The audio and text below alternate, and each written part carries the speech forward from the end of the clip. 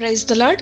ఈ రోజు దేవుని వాక్యము నూతన హృదయం. యెహెజ్కేలు 36వ అధ్యాయము 26వ వచనం. నూతన హృదయము మీకిచ్చెదను, నూతన స్వభావము మీకు కలుగజేసెదను. ఇశ్రాయేలీలు ఇతర దేశాలలో ఉన్నటువంటి సాంప్రదాయాలను, ఆచారాలను ఆచరిస్తూ వారి జీవితాలు అపవిత్రపరుచుకొని ఉన్నారు.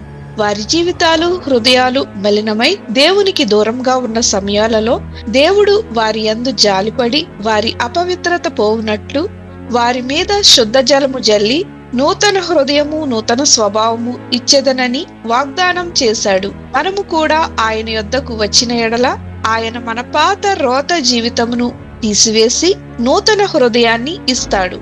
ప్రార్థన.